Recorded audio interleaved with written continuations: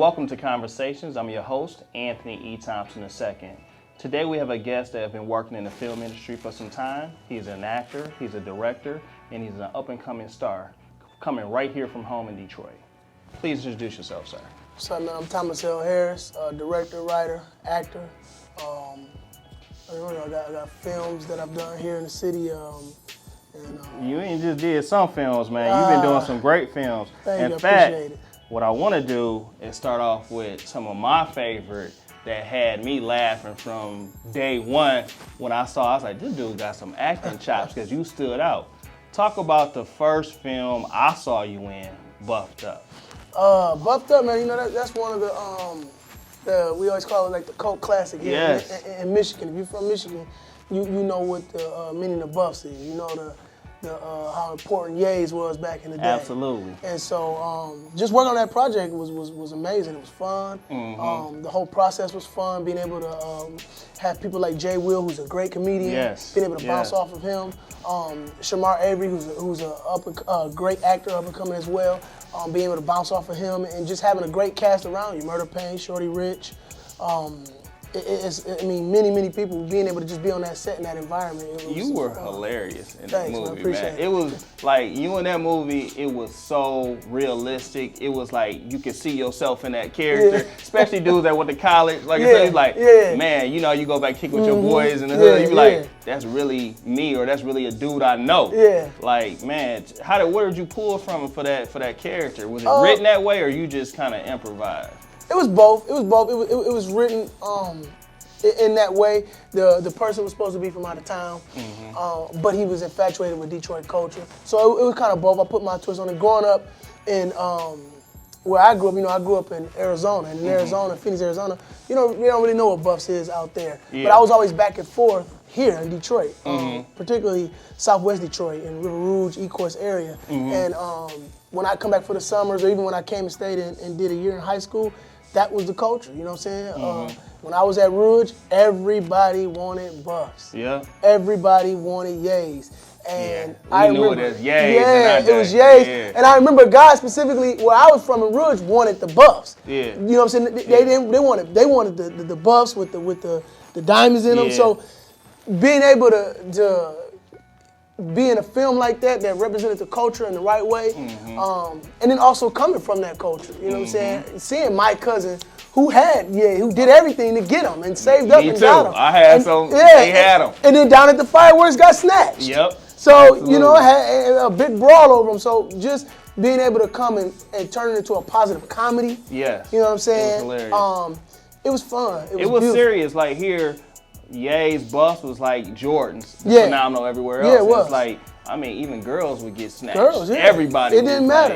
Like, See, I'm showing my age when I say this, but we used to go to Hart Plaza back in the day, when I was younger. Yeah. And if you remember, Jefferson was where everybody drove the car. It'd take you 3-4 hours to get from Jefferson to Belle Isle. And then don't get on Belle Isle across the strip where you park and hang out. You there for 6 hours. So we used to do that all day long, and then we'd go to the festivals, because festivals were free. So we'd go to the fireworks. And I remember just seeing guys just get their junk snatched. That was some days. It was like, dang. And that kind of made me go, nah, I'm good. I'm good. I don't want that. I don't want Buffs. Yeah. But I knew a lot of my cousins had them. My friend, everybody had Buffs. Yeah. It was crazy. Or Yays, I should say. Yeah. It was just like you knew what it was when you seen them. Yeah. And then the thing is, it got to a point we knew dudes would get really upset. He's like, man, let me see them. Yeah. You got the kudos. And then if you remember, it started to be the breakdown. You had the wires. Yep. Then you had the woods. Yep. The circle lenses. Yep. Then you had Buffs. Then you had the Buffs that was blown out. Like, it was so many different classes of Yays that it was crazy. Like, oh yeah, you just got the wires, you know. Or yeah, you got. Or you can be a dude like me that don't have nothing. Don't have nothing. I got some prescription Oakleys. That's what I got. You snatch these, you're gonna get about $50. That's about it. So I want to talk about this other film. It was a major transition you did, 5-0. Yeah. Because you was one of them cops, fair boys, man. I was like you played that a little too well. Oh man. Forever Fast Life Tale, rest in peace Tale. Just doing that project was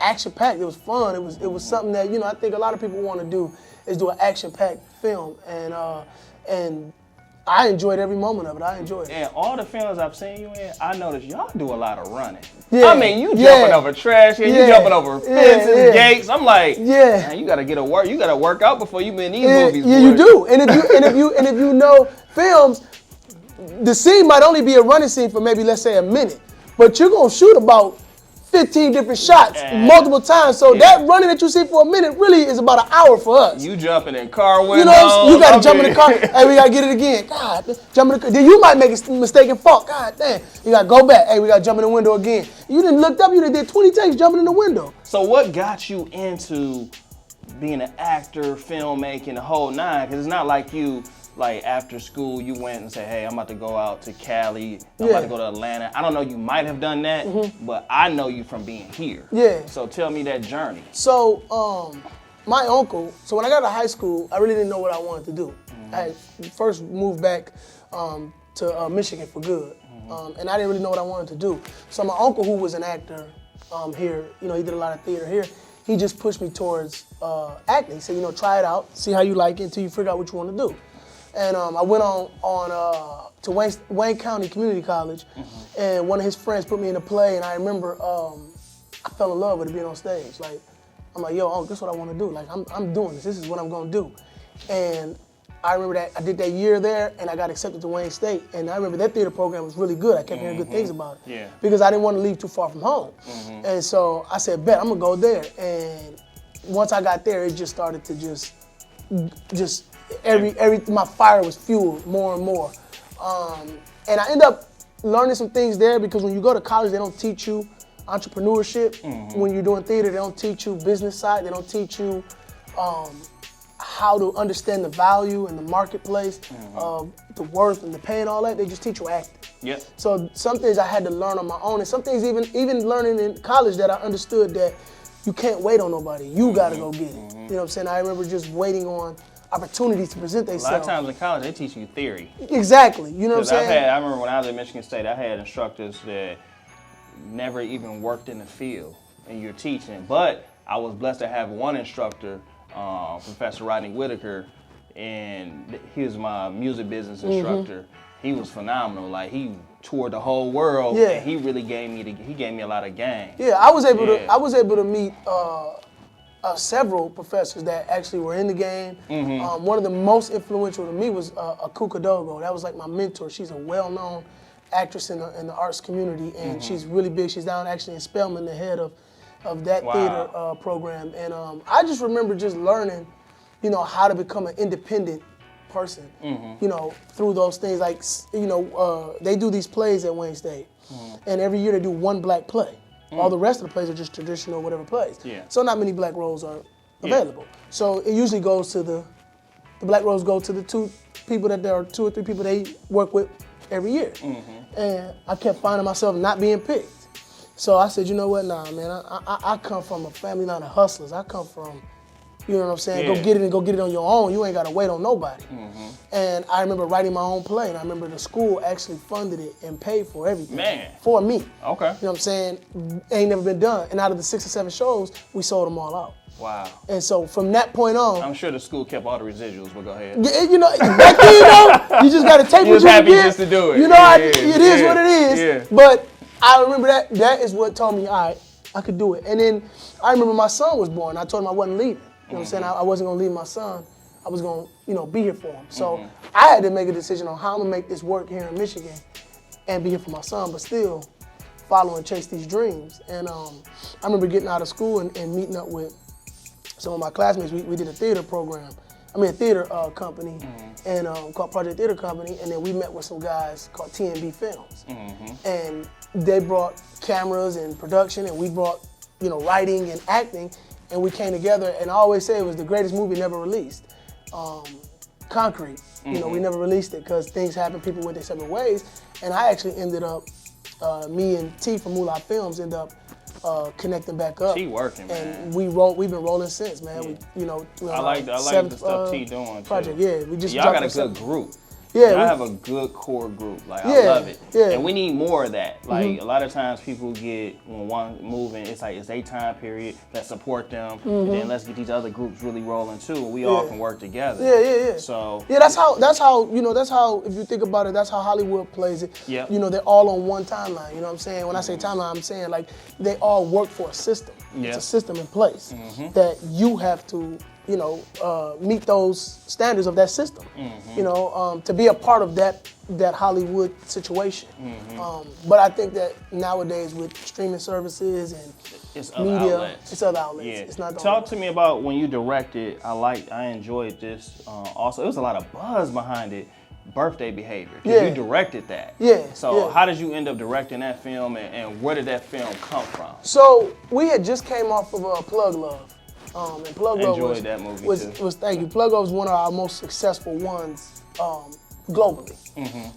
So we had got a lot of feedback from women who loved it, who liked it. And so I remember Plug Love made me mad though, but it's all good. Yeah. A lot of people Go said check that. it out. Yeah, but so I remember T was saying we need to do something that's geared towards, you know, the woman's perspective. And we wanted to do all women leads, all black women leads. Yeah.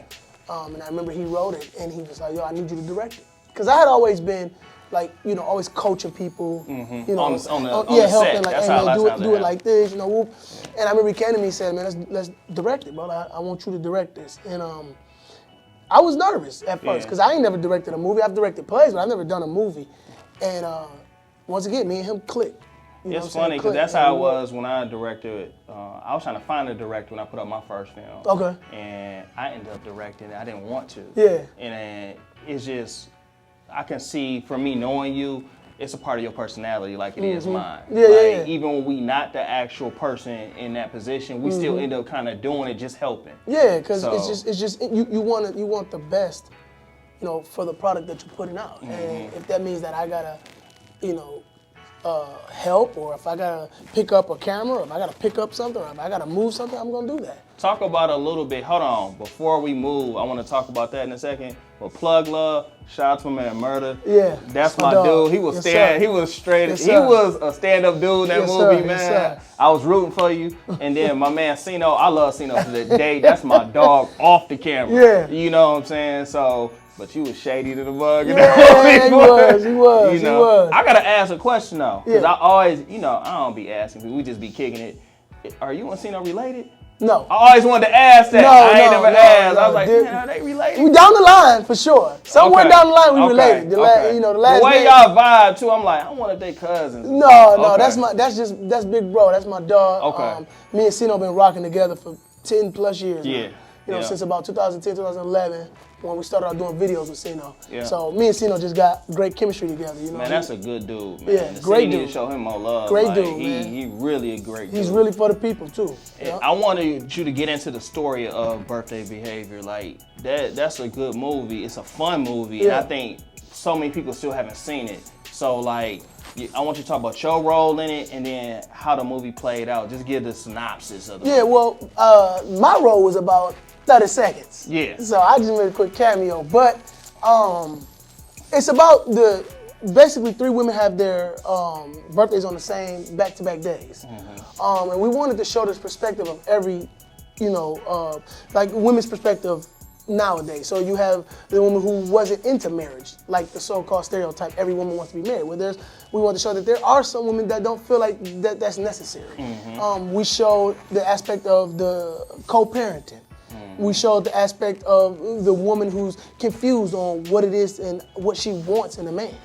But we wanted to show it authentically. We wanted to be true to that. So we brought in people that we could ask or that we could talk to that would give us that perspective. So they kind of fit that description. So Yeah. So they were great, man. Yeah. Ebony Taste, Debbie Spencer, Jessica Ryan, you know, versatile. Yeah.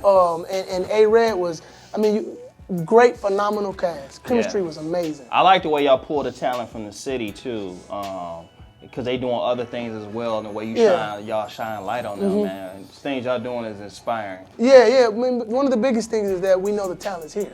They just don't get the recognition sometimes. They don't get the opportunities. And one of the biggest things that we wanted to do going forward, especially I think it was after Buffed Up, Plug Love. I mean, 5-0, I can't remember, but we wanted to start reaching out and bringing in talent from the city that we know is here. You know, such as Debbie Spencer, who's an amazing actress. Ebony Tate is an amazing actress. Jessica Ryan's an amazing actress. A-Red.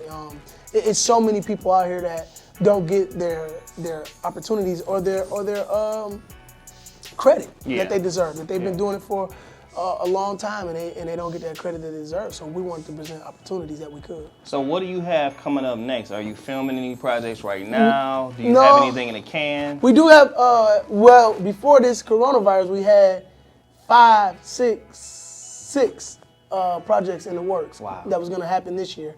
We're not going to be able to do 6, but we are getting ready to gear up to start filming soon. Okay. We just wrapped our first series, McGraw Ave. That just wrapped. I haven't seen that one yet. Yeah. I'm gonna get into that next. Okay, yeah. We just wrapped it. It's on Vimeo on demand. We just wrapped that one. We just premiered The Mule in March. We premiered that in March. And we're just getting ready to gear up for this next film season and keep the ball rolling. Any film so we can look out for names and anything? We got an Untitled one right now. Murder gonna be the lead. Okay. It's one of his films. We have a Christmas movie in the works. Okay. That we have. I hope that's a comedy, because y'all make some hilarious It's a dramedy. It's a dramedy. And then Buffed Up 2 is coming. Buffed Up 2 done. It's actually done. It's written. It's just debating whether we're gonna film it this year or not. Okay. We had a time. Buffed Up 2 gonna be, oh man, that's a... It's gonna be great. Following that up, man. Yeah. Y'all hit it on the nose at first. But it's gonna be fun, man. I think with the cast we got and that we use, and everybody works together as one. So yeah. I'm looking forward to it. Man, well, we appreciate you coming by to sit down with us, man. Appreciate it. Anything that you want to leave with the youth, because a lot of them are seeing your face all over, and then a lot of them approaching you, to try to get into the film industry, at least locally.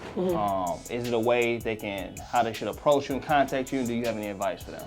Yeah, man. Like, you can reach out to me on Instagram, Thomas L. Harris, or Melissa Tablet, It's M Tablet, or Moolah Films. Any of those 3 social media platforms, you can reach out to them.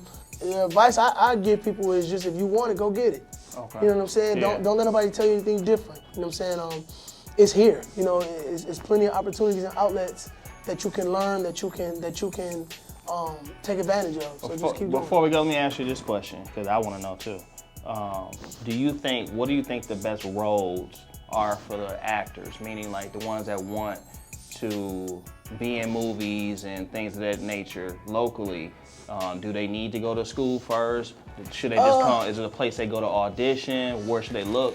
I mean, it all depends on what you want to do. If you want to stay here and do it, and you want to stay here, that's your plans, is to stay here and make a career here and make it, here. I always tell them that, it ain't easy. You know what I'm saying? It's rough, but the opportunities are becoming more and more, opening up more and more. It's not easy anywhere. Yeah, it's not easy anywhere. Yeah. But the opportunities are opening up more and more. Streaming platforms has opened up doors to become financially stable, to become your awareness, your brand. It has opened so many doors now. So it all depends on you. Do I think you need to go to school? I don't. I went to school. I went a lot of money. I was gonna say a lot of money in debt for it. But I think it depends on you and how you learn. Okay. Some people need that structure. Some people need that structure to be able to sit down and learn. But no, you don't have to go. You don't have to go to be a good actor. It takes you being Maybe y'all can pull something together to get the governor to bring back those film credits and stuff like that, or whoever the new governor may be. Yeah, I mean, we teach acting. Okay. My biggest thing is, if you want to be an actor and you don't want to go to college, because you don't have to go to college to be a good actor, just research, learn your craft, study your craft, work on your craft, and grow in your craft.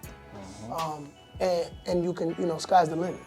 Man, we appreciate you coming through today for conversations, and we look forward to seeing you in many more films and directing them as well. Yeah, thanks. And then I'm still waiting to watch. I'm gonna say within 5 years, produce your own. All right, man. I appreciate y'all having me, man. Shout out to you. Touch, shout out to Touch, my boy from the hood. We go back like 4 flats. Ain't that the old school term? 4 flats. Me and Touch go way back. That's my boy there. But shout out to what y'all doing, man. I appreciate what y'all doing, giving people a voice, man. For real. All right, you have a blessed one. You too, Thank brother. you for tuning in to Conversations. We'll be back to you soon.